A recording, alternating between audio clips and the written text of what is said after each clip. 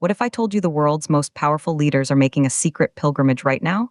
This is Kenya News Update today. Coming up, you'll discover why nations that once shunned China are now racing to Beijing and what this seismic shift means for Kenya's future. The year is 2026. The map is being redrawn, and the reason is one man in the White House.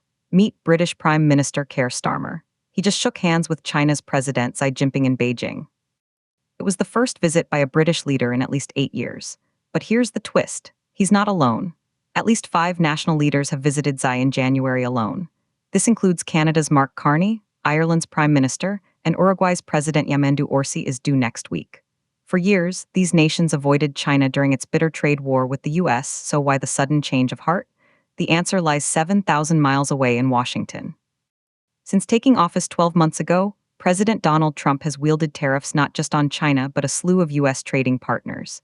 He's increased efforts to ramp up US influence over Venezuela, Iran, and Greenland. The world is bracing for disruption. And here's the part that will blow your mind. This isn't a love affair with China. It's a calculated hedge. As economist Yue Su says, these are managed, selective resets under rising US policy uncertainty. Keeping communication channels open with Beijing is increasingly seen as preferable to disengagement.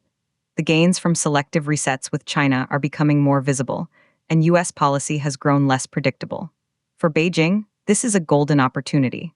China has sought to portray itself as not only a partner for developing countries, but also as a stabilizing force for the world. But here's what nobody's talking about. The trigger for South America's first leader visit since 2026? It was Trump's capture of Venezuelan leader Nicolas Maduro and his wife in early January. That single, dramatic act sent shockwaves across continents. Now, leaders are scrambling for alternatives. Imagine this from Nairobi's perspective. For Kenya, a nation navigating between East and West, this global realignment is critical. It means more options, but also more complexity.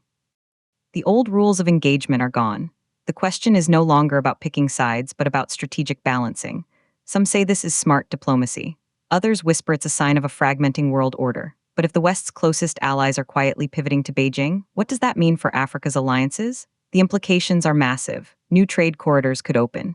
Investment could flow from new directions, but with great opportunity comes great risk. The tension is palpable. On one hand, a predictable partner in China offering deals. On the other, an unpredictable ally in the US wielding tariffs. For a country like Kenya, the path forward requires a delicate dance. The world is watching. And the decisions made in Beijing and Washington this year will echo in markets from Mombasa to Kisumu.